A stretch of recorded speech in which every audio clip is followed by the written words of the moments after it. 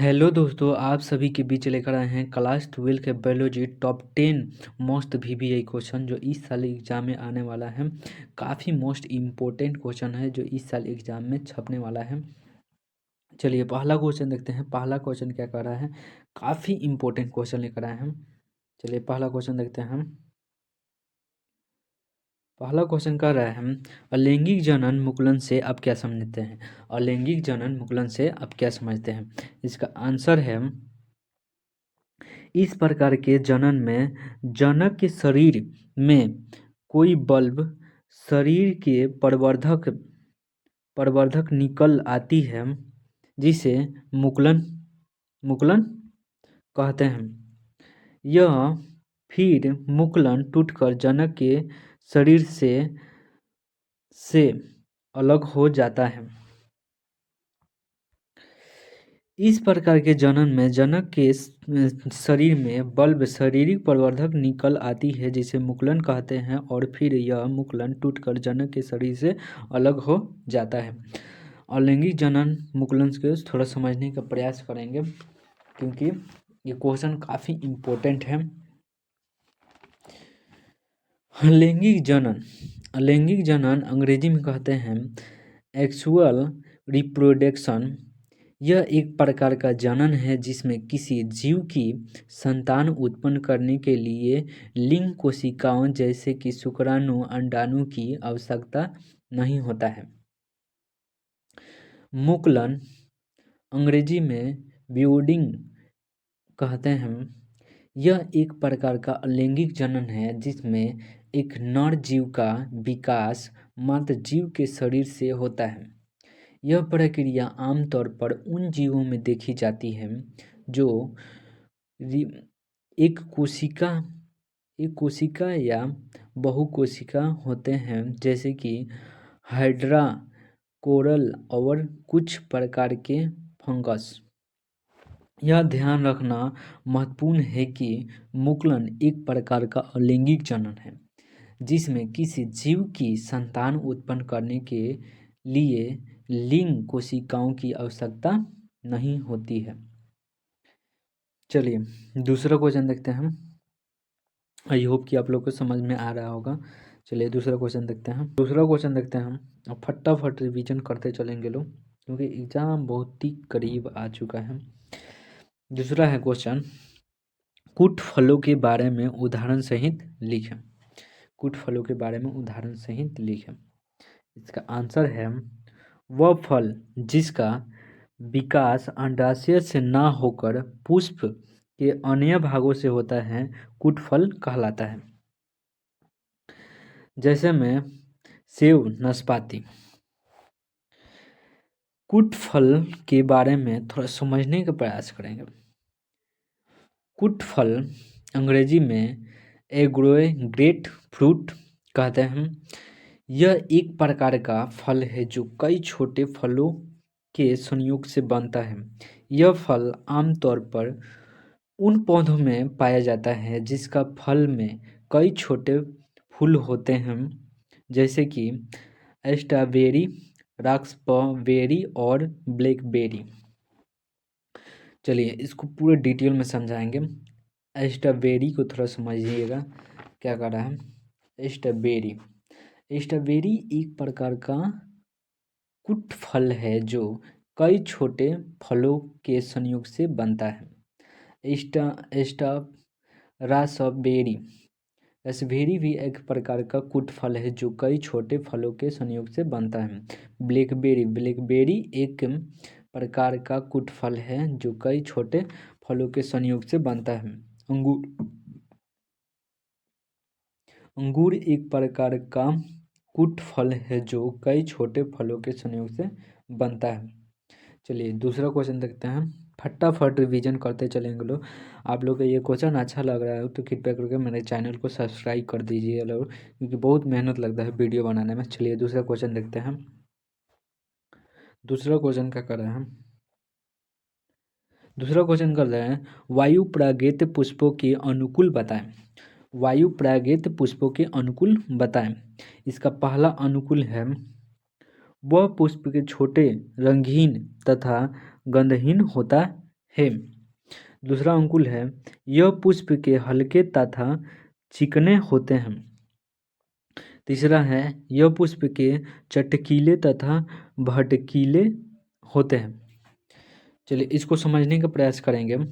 वायु प्रेरित पुष्पों के अनुकूल को समझने का प्रयास करेंगे।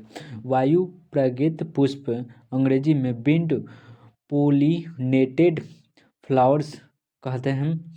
वे पुष्प होते हैं जिनमें पराग वायु द्वारा होता है। इन पुष्पों में कुछ विशेष अनुकूल होते हैं। यह कुछ अनुकूल से समझेंगे। परागकण का आकार और संरचना, इससे हम समझने का प्रयास करेंगे। परागकण का आकार और संरचना। वायु प्रेरित पुष्पों में परागकण छोटे हल्के चपटे होते हैं। उन्हें वायु के आसानी से उड़ने में मदद करते हैं। उड़ने में मदद करते हैं। चलिए परागकण की संख्या से समझिए। वायु प्रेरित पुष्पों की परागकणों की संख्या अधिक होता है जो उन्हें वायु परागण के लिए अधिक प्रभावी बनाती है। पुष्प का आकार और संरचना।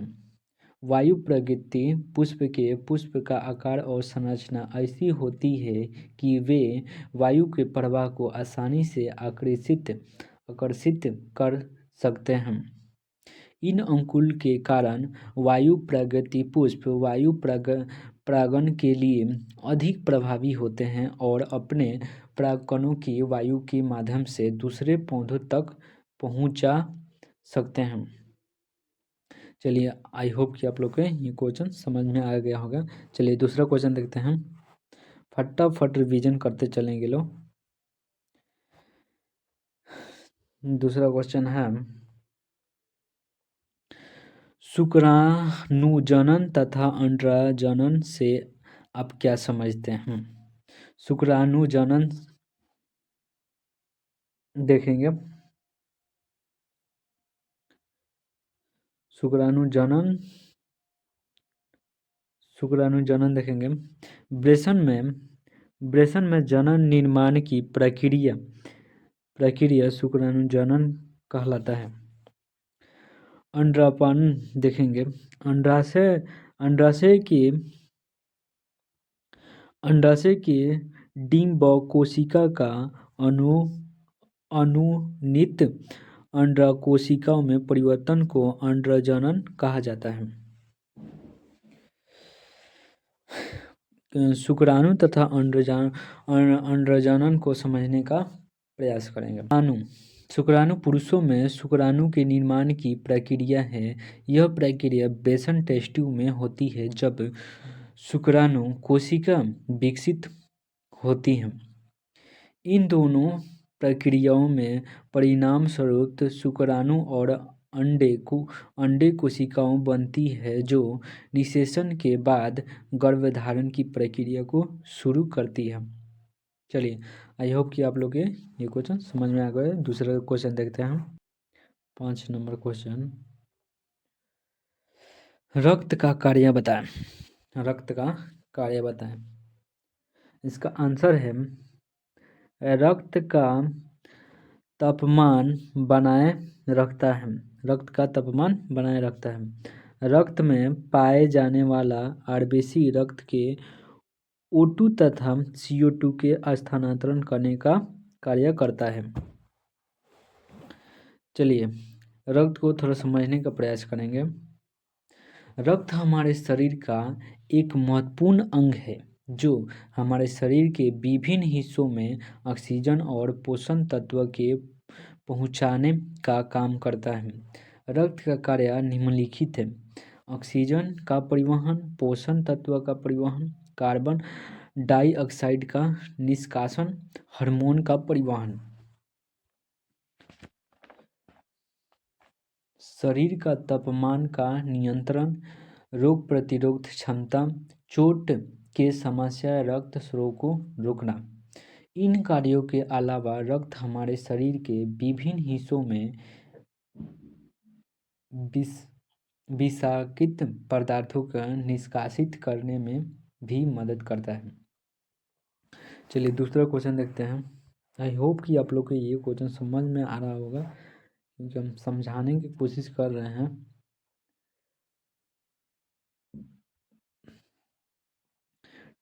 ट्रांसक्रिप्शन और ट्रांसलेशन में अंतर बताइए। ट्रांसक्रिप्शन देखते हैं, जेनेटिक सूचना को डीएनए के टेक्स्ट से आरएनए में कॉपी करने के ट्रांसक्रिप्शन कहते हैं। ट्रांसलेशन को देखते हैं, अमीबा एसिड मोनोमर से पॉलीपेप्टाइड के निर्माण को ट्रांसलेशन कहते हैं। ट्रांसक्रिप्शन और ट्रांसलेशन को समझने का प्रयास करेंगे। ट्रांसक्रिप्शन और ट्रांसलेशन दोनों ही जैविक प्रक्रियाएं हैं जो जीन की अभिव्यक्ति में महत्वपूर्ण भूमिका निभाती हैं।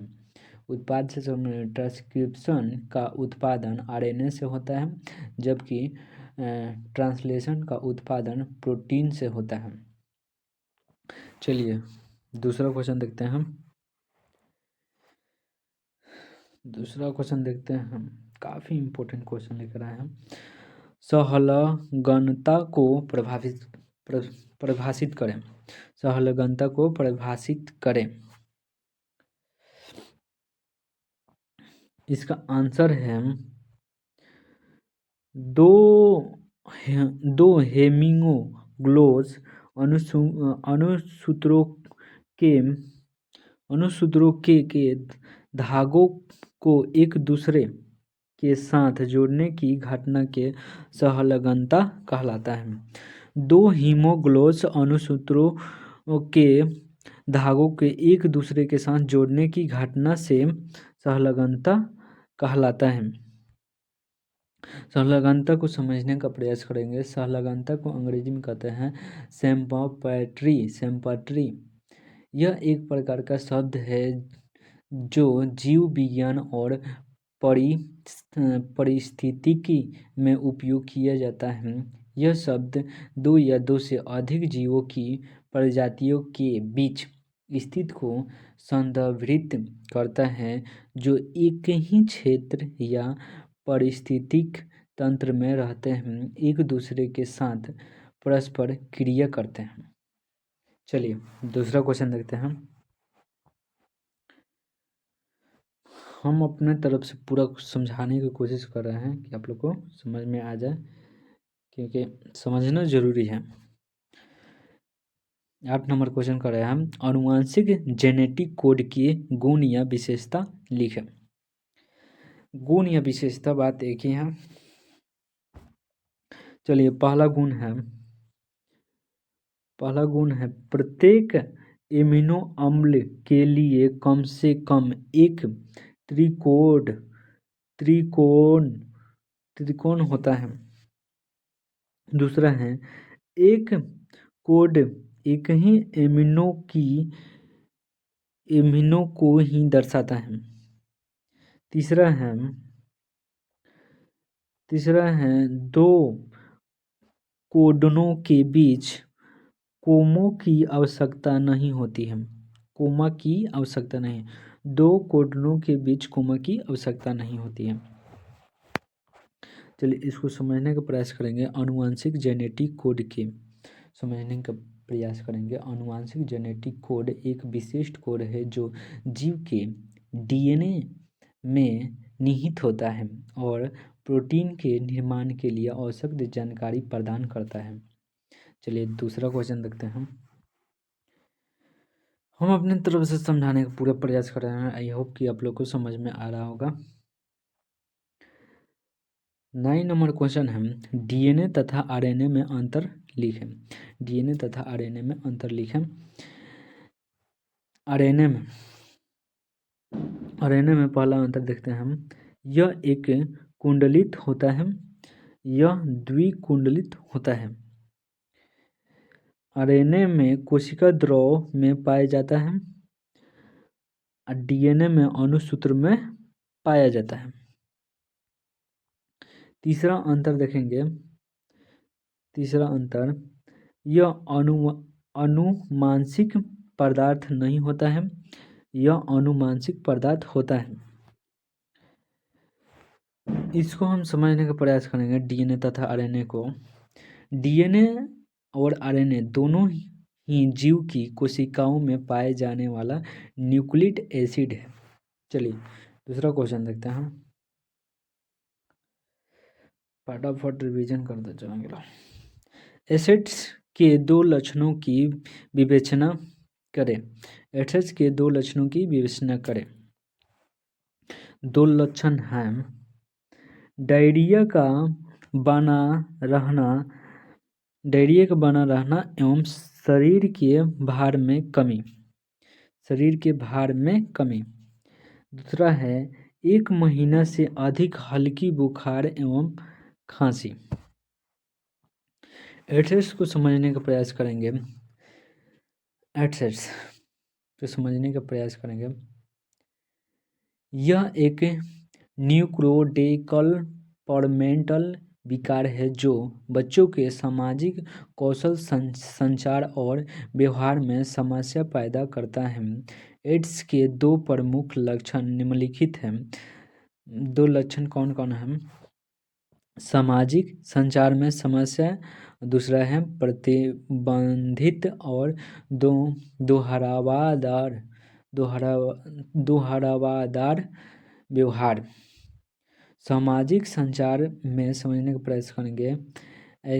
इसमें एड्स वाले बच्चों की सामाजिक संचार में समस्या हो सकती है।